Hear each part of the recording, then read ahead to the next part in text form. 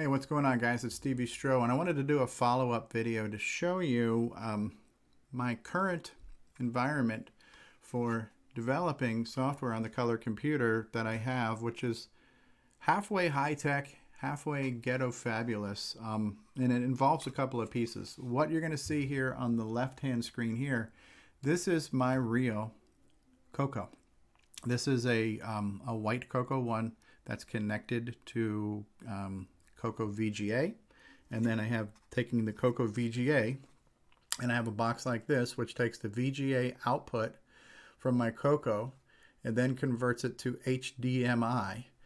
Part of the process too is you also run a headphone jack into here, and it gets its power from a little tiny USB connection. So this is a little box you can get for about $10–12 on eBay or Amazon, and so it's basically a VGA to HDMI converter box. Now that I've basically converted my CoCo to output HDMI, I have this window here. This is just some capture software. So my capture software allows me to not only see what my CoCo is doing on my PC screen while I'm on my PC, which is saving me not having to have extra screens all over my office. It also allows me to record and stream and do everything else. Right now I'm just using it basically as a software monitor, replacing a CRT. Through software, I'm just viewing live what's being captured. So this is how I can look at my CoCo. Now this program right here is a tool that's called Disk Tool. This is not necessarily free, but you can get it by obtaining John Strong.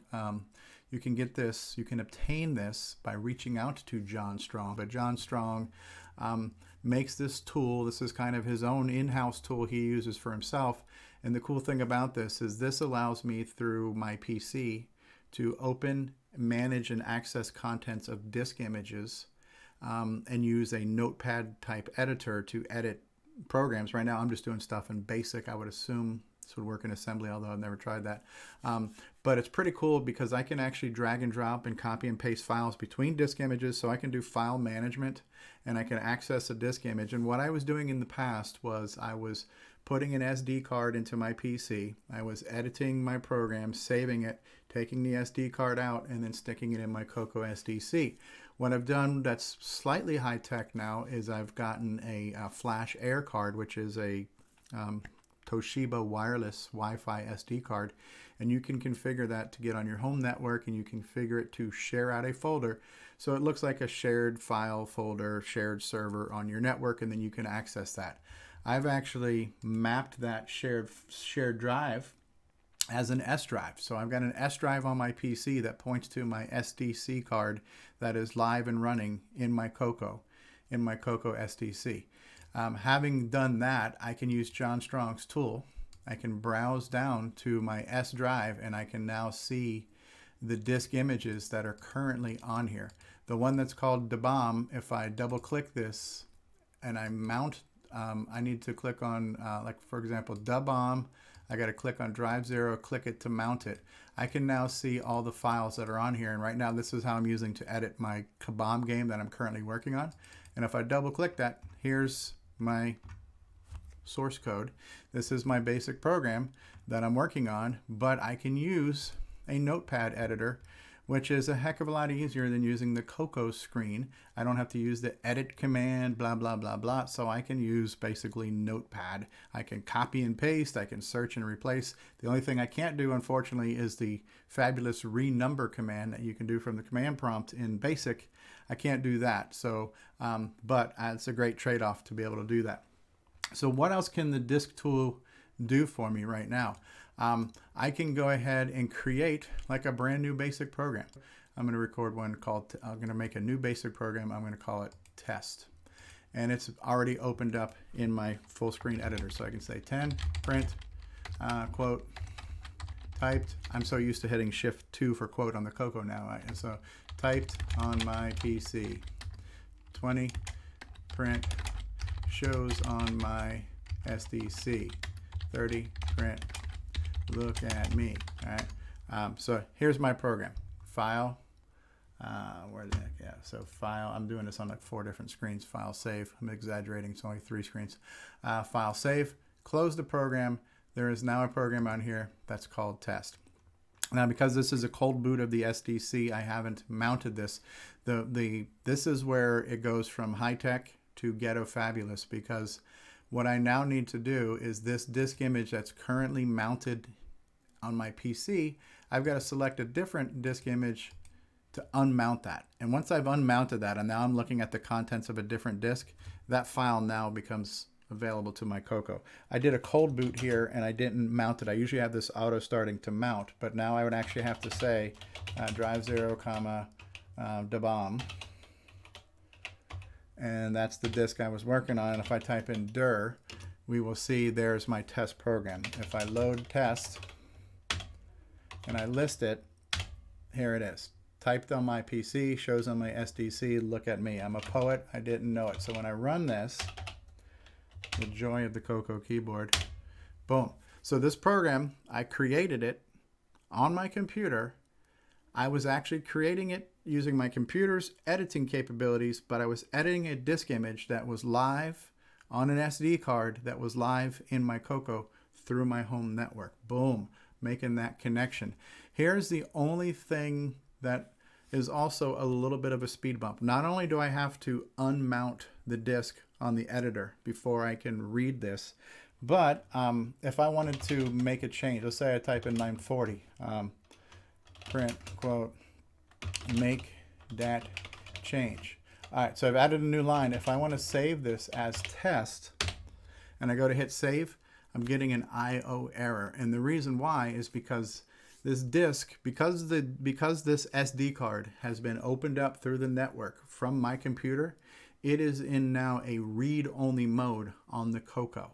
So I'm assuming this has something to do with the abilities of this flash air card and how it shares things. So it's unable to have a read-write access network and local at the same time. So if I wanted to make a quick and dirty change to something on a line on the CoCo and then save it, I can't.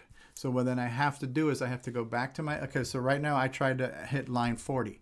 I couldn't edit line 40 and save to the disk. So what do I need to do? I need to mount this disk again. I need to find that test program. Here it is. Now I could type in line 40, print quote, edited like a boss. All right, so I added a new line number. I'm gonna hit save. I'm gonna replace file now that it exists. Do you wanna replace file? Yes, I do. I'm gonna hit save. I'm gonna hit close. Now again, I have to unmount, so I'll just take a different disk, mount a different disk to unmount it. So now when I hit list, it's not gonna be here because it's not talking to my CoCo's RAM, but it is talking to my CoCo's disk. So if I was just to reload that same file, and if I was to load test, which I just updated, if you remember, I typed in something editing like a boss or something. Now that I've loaded it again and I hit list, there's line 40. If I run it, edited like a boss. So I can keep a real-time one-way dump down into the SD card from my computer. But once I've established this kind of network relationship between my editor and my PC and the SD card, all of the write-back capability is locked by my computer. It's not the end of the world because most of the time you want to do your heavy lifting of typing on your PC. However, sometimes you want to make a quick change on the CoCo, edit a variable, if there was a typo, there was a syntax error or whatever, and you want to just fix it, save it, and try it again. I can't. So I have to go back to the editor, fix it, and push it back down. It's not the end of the world. This is truly a first world problem.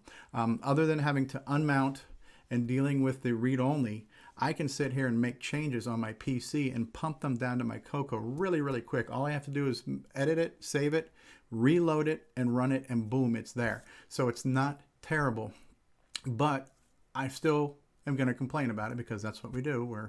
We're people. And the unmounting and the having to not be able to write back have now motivated me to want to learn DriveWire, because I'm being told if I was doing this through DriveWire, I could read and write to the disk on both sides. So I could save changes on the CoCo and I could save changes on my computer. So that's my next thing to learn, is how to use DriveWire. But in the meantime, this was a fairly high-tech way to update contents on the SD card without having to do what I call the SD shuffle of moving that disk back and forth. So this is a pretty cool kind of project and concept to see, can I do it? And now that I've known I've done it, it's improved my life dramatically. And like anybody else, once you've got one thing improved, what do you want? Well, you want more, right? So now I'm thinking the next thing I'm going to do is learn how to DriveWire, and that will be a whole nother videos. But anyways, hopefully somebody got something out of this. I don't know. Maybe you didn't. If you didn't, sorry. All right. Just see customer service for a full refund on that. All right. End of video. End of line. Bye-bye.